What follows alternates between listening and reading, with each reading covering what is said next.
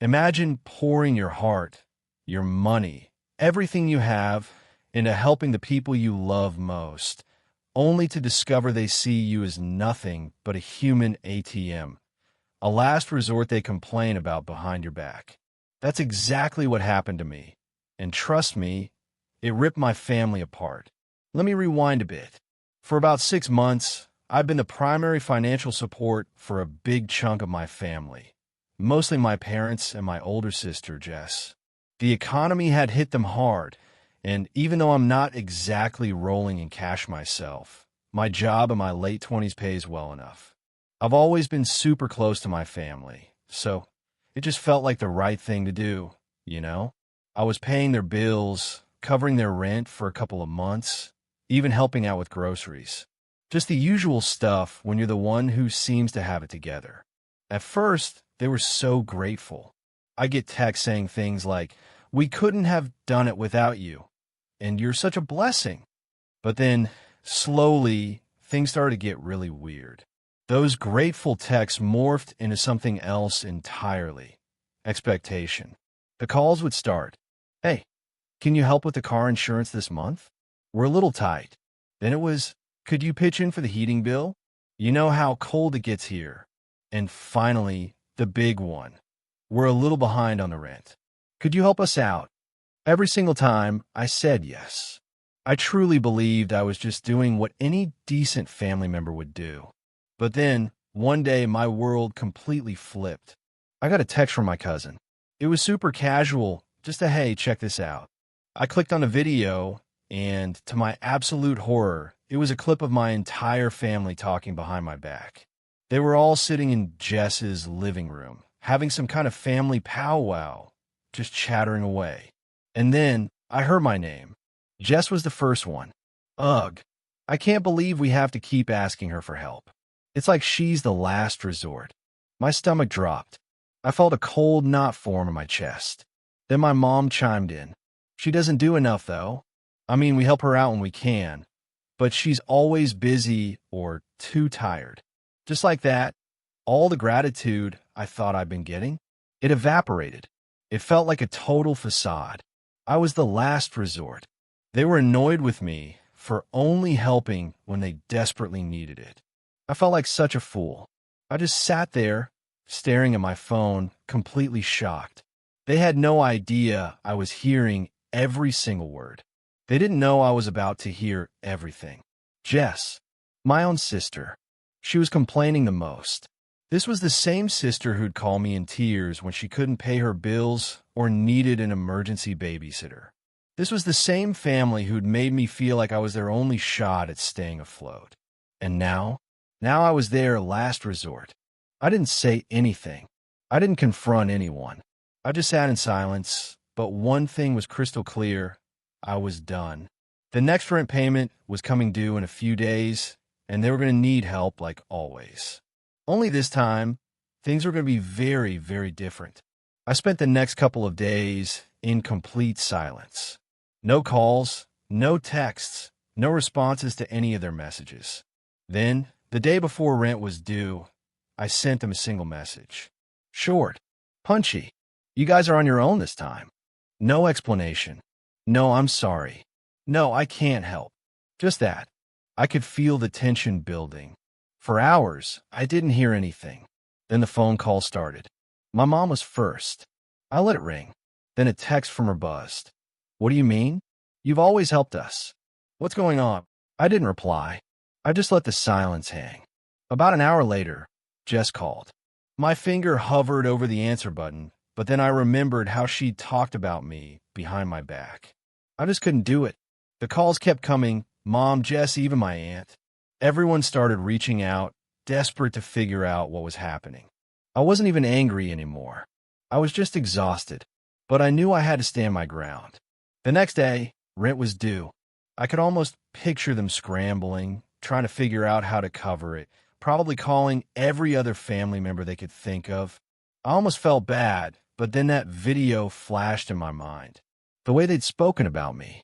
Around noon, I got a message from Jess. "Please, I don't know what's going on, but we really need your help this time.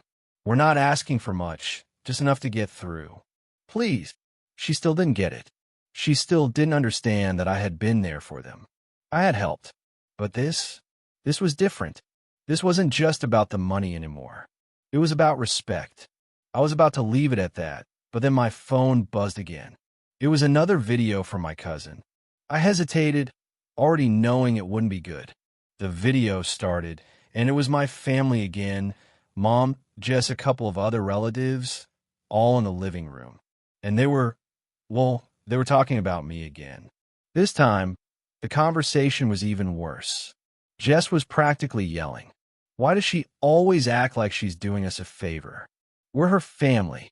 We've supported her whole life, and now that we're struggling, she's just abandoning us. It's not fair. My mom added, I swear, she's got this attitude like we're not even worth her time anymore, and after everything we've done for her. I couldn't believe it. They still didn't see it. They still thought I was some kind of backup plan, a safety net they could rely on whenever things went wrong. The anger started bubbling up now, a furious, hot rage. This wasn't just about money anymore. This was about how little they truly valued me, how entitled they were, how they thought they could keep draining me without ever offering anything in return. I thought for a moment about how to respond. I could have called them, told them exactly what I thought, but that wouldn't do anything. It wouldn't change their behavior. I needed to make them understand the true consequences of their actions. That's when the idea hit me. It was risky. It was going to feel cold, but it would send the message I desperately needed to send. I grabbed my phone and started typing. I didn't hesitate. Hey, I just watched the video. I'm done. I'm not going to be your backup anymore. From now on, you figure it out. Good luck. I hit send. The response was immediate. My phone started buzzing like crazy, but I didn't pick up. I didn't respond. I just sat there, feeling a strange mix of relief and intense tension. I had no idea what was coming next, but I knew one thing for sure.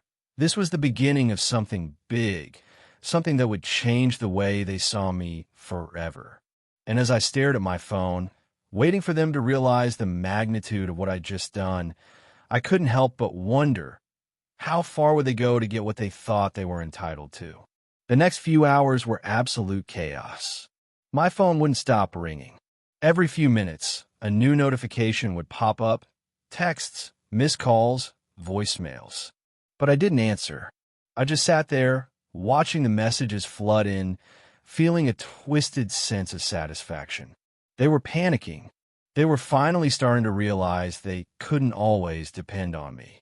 Around 4 p.m., I got a voicemail from my mom. Her voice was shaky, and I could hear her trying to hold back tears. I don't understand what's happening, sweetheart. Please, you're our daughter. We've always been there for you, haven't we? Why are you doing this now? What's going on? I could feel the weight of her words, that familiar guilt trip, but I didn't budge. I wasn't going to let them manipulate me anymore. I wasn't going to be their doormat. A couple of hours later, Jess sent a long message, filled with all the things I didn't want to hear. You know what, fine. If you want to be as selfish, be ****H, then do it. But don't come crying when you realize how much you've hurt us. We're your family. We've done everything for you. And this is how you repay us? I thought you were better than this. I read the message. The anger was still there, but now it was mixed with a sense of bitter disappointment. She still didn't get it. She still thought that because we were family, I owed them everything. The next morning, I got a text from my aunt. She had somehow gotten involved, probably after hearing about the situation from Jess. Her message was more direct. This is crazy. What happened to you? Why are you being so heartless? You're acting like you owe us nothing when you know damn well we've been there for you. This is not how family acts. I was done. I felt like I'd said everything I needed to say. But it didn't stop there. That afternoon, I was at work when I got a call from my boss. He told me there had been an urgent message from my mom and Jess, something about an emergency. They had even gone as far as calling my workplace to track me down. My blood started to boil. This was getting out of hand. But the worst part, I wasn't sure how far they'd go to make me cave. That's when the final straw came.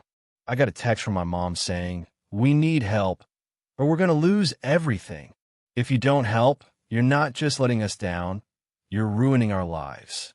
Do you really want to be responsible for that?" I sat there, staring at my phone, my hands trembling. I wanted to help, I really did. But everything about this was so twisted now, so unfair. I thought about how my family had treated me, how they'd taken advantage of my kindness. And then I remembered the video my cousin had sent me, the one where they called me the last resort, the one where they complained about how little I'd done, even after all the money I'd given them. The guilt wasn't there anymore. I wasn't going to be their fallback. But how was I supposed to make them understand? How was I supposed to make them feel the pain of what they'd done? And then it hit me. If they wanted to see what real consequences looked like, I would show them. Not with words, but with actions. I didn't know what was going to happen next, but one thing was certain. This wasn't over. It was just beginning. The days that followed were tense. My family tried to reach out every way they could. Texts, calls, even emails. I wasn't responding. I wasn't going to break, not this time. And slowly, it seemed like they were starting to feel the weight of what they'd done. I could tell they were desperate. Jess even started sending me videos of her kids, try to tug at my heartstrings. The usual, "Look what you're doing to us," routine. But it didn't work anymore. The guilt had stopped working a long time ago. But what it'd get to me, surprisingly, was a message from my dad. He hadn't said much up until now. He wasn't the type to confront me directly.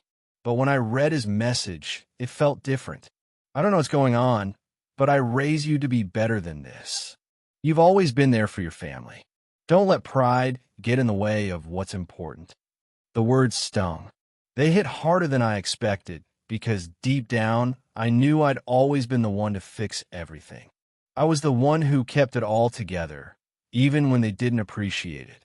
But still, I didn't respond. Then one evening, I got a call from my cousin again. I almost didn't pick up, but I was curious. He'd always been the level-headed one in the family, so I knew he might be the one who'd see things from my side. "What the hell is going on?" he asked bluntly as soon as I answered. "Everyone's losing it over here. Your mom's a mess. Jess is threatening to kick you out of the family group chat. Are you seriously doing this to us?" His words hit me differently. This was family, my family, freaking out because I'd finally said no. And for what? For refusing to continue letting them walk all over me? "You guys really think you're entitled to my help?" I said, my voice steady but cold. "I'm not going to keep rescuing you when you've never learned to stand on your own." He sighed on the other end. "I get it, but don't you think you're overreacting? We're just asking for a little help, just this one last time. You can't just abandon us." "You think I'm abandoning you?" I snapped. "You've been using me for months, taking everything I give without so much as a thank you. And now you want me to help again? What would you have done if I hadn't been there? How long do you think I can keep doing this?" There was a long pause. "Look," he said, "I'm not going to sugarcoat it. We're all messed up right now. But maybe, just maybe, you're punishing the wrong people. You're punishing your family." I didn't respond right away. His words lingered in the air like a cloud of doubt, but I couldn't let myself second-guess this decision. I'd already made it. I was done being the fallback plan. The next morning, I found out that things had gotten even worse. Mom had apparently called a family meeting. Jess had told everyone I was being selfish, and now they were trying to get me to feel bad for them, saying things like, "She's turning her back on us." But then, just as I was about to shut it all out and ignore the chaos, something happened that made everything escalate. I got a call from my landlord. "We're going to need that rent payment by the end of the day, or we'll have to start eviction proceedings," they said. I felt my stomach drop. I knew the situation was getting dire for them, but this was bad. And I knew, without a doubt, that they would come to me at the last minute, expecting me to bail them out again. But this time I wasn't going to. I decided to do something drastic, something that would make them realize that their actions had consequences. I hung up the phone and sent my mom one last text. I'm not your safety net anymore. You're on your own. I've done enough. The waiting began. I didn't know how they'd react. I didn't know if this was the end of it all or the beginning of something much worse. But the one thing I knew for sure was that I had finally taken back control. And as I sat there, staring at my phone, waiting for the fallout, I couldn't help but wonder, how far would they go to make me change my mind? Would they turn on me completely, or would this be the wake-up call they needed? The answer came sooner than I expected. The phone rang again, but this time I wasn't sure if I was ready for what was coming. I stared at the phone screen, watching as it buzzed with my mom's name flashing across the display. I hesitated.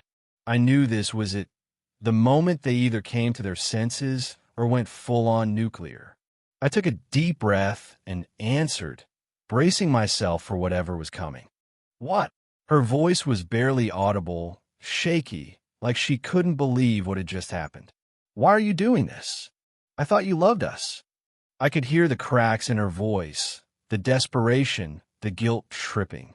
I almost felt bad, but I had to remind myself that this was exactly what they did to me every time I helped. They made me feel like I owed them everything. But I didn't. Not anymore. I do love you, Mom, I said quietly. But love doesn't mean constantly enabling people to make the same mistakes over and over again. You've never learned how to stand on your own, and I can't keep being your crutch.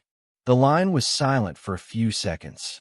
Then she whispered, but you're family. You're our family. You're supposed to help. And I have. I snapped, the frustration rising again. I've been helping you for months, hell, for years. But I'm not doing it anymore. You've had enough of my help. It's time you learn how to fix things yourself. She went quiet again, but I could hear her trying to keep it together. You're punishing us, your family, like we're strangers to you. How would you just turn your back like this? I felt the weight of her words, but I stood firm. I'm not punishing you. I'm setting boundaries. I've done enough, and now you need to face the consequences of what you've been doing. I'm not going to fix it for you this time. The call ended with her barely saying goodbye. I didn't feel a sense of relief, though. It wasn't over yet. They weren't just going to let me walk away like that. They were going to fight back. And fight back they did. The very next day, I woke up to a flood of messages from Jess, from Mom, even my aunt again. It was as if they couldn't let it go. It was one guilt trip after another, each message more desperate than the last. Jess's text was the worst. I can't believe you would do this to me. I know we've had our differences, but I never thought you'd turn on us. You've always been there for me, and now you're just letting us drown. I can't believe I have to do this on my own with my kids. Thanks for nothing. I felt that familiar sting, but then something strange happened. Instead of caving, instead of feeling guilty, I just didn't care. I had to remind myself again, this wasn't my fault. I wasn't the bad guy here. They were. But the real bombshell came a few hours later. My aunt sent me a message, along with a picture of my mom sitting on the couch, looking utterly defeated. This is on you, you know. She's heartbroken. We all are. You broke this family apart with your selfishness. You're making her feel like she's lost her daughter, like she's a failure. Do you really want to be the one to do this to her? I stared at the message, my heart pounding in my chest. For a second, I wondered if maybe I had gone too far. But then I thought about everything they had said to me, about how they had used me, taken advantage of my kindness, and only seen me as a tool for their convenience. No, I wasn't the one breaking the family. They had already done that to themselves. I didn't reply. I just let the silence hang. But the storm wasn't over yet. That night, things escalated beyond just guilt trips. The family began to rally against me. Jess posted something on Facebook, calling me out publicly. When your own family abandons you during the hardest time of your life, you know you're done. Don't ever let anyone tell you that blood means anything. Some people will only be there when they need something from you. I'll never forget what you've done to us. The post quickly gained traction. My other relatives started chiming in with supportive comments, siding with Jess, piling on the accusations. It felt like a whole family-sized betrayal. They weren't just mad at me. They were publicly shaming me, making it look like I was the villain. But instead of feeling angry or sad, I felt a strange calmness. They were making this public now. They were forcing me into a corner where I had no choice but to stand my ground to make sure they saw the consequences of their behavior. The next day, I decided to turn the tables. I shared the video my cousin had sent me, the one where they were talking about me, calling me the last resort, complaining that I didn't do enough. I posted on my own Facebook, adding a caption, "This is what my family really thinks of me. This is how they talk about me behind my back. Maybe now they'll see what I've been dealing with all this time." The fallout was immediate. Comments exploded. My family members were furious, accusing me of airing dirty laundry, of betraying them in the worst way possible. But this time I didn't care. The truth was out, and now they were forced to face it. For a while, there was nothing but silence. No messages, no phone calls, no angry texts. It felt like they were trying to figure out what to do next, like they were waiting for me to cave. But I didn't. I stuck to my guns. Then, a week later, I got a call from my dad. The one person who hadn't really been part of the drama. The one person who had stayed quiet. But I could feel his presence looming over everything. "I think we need to talk," he said, his voice soft but serious. "Come over. Let's have a face-to-face." I agreed, knowing this was the moment where everything would either fall apart or start to heal. When I walked into my parents' house, it felt like I was entering a war zone. Jess was there, and so was my mom. They both looked exhausted, like they'd been fighting each other more than they'd been fighting me. The tension in the room was thick, but I wasn't backing down now. "I've been thinking," my dad said, sitting down in the living room, "about everything that's happened. And I realize we've all messed up, but maybe, just maybe, we've been using you for far too long." I looked at him surprised. It was the first time anyone in the family had admitted that I wasn't the one in the wrong. "I'm glad you see that," I said, trying to keep my voice steady. Jess shifted uncomfortably in her chair. I don't know how to say this," she started, her voice quieter than usual, "but I shouldn't have put that post out. That was wrong. I let my anger get the best of me, and I shouldn't have dragged you into it like that." I nodded slowly. "I appreciate that, Jess, but that doesn't change what's happened. I needed to hear that from you, and from Mom too." There was a long pause, and finally my mom spoke up. "I never meant to make you feel like you owed us everything. I've been selfish, and I've taken you for granted. I'm sorry. I couldn't believe it." After everything, she was finally admitting it.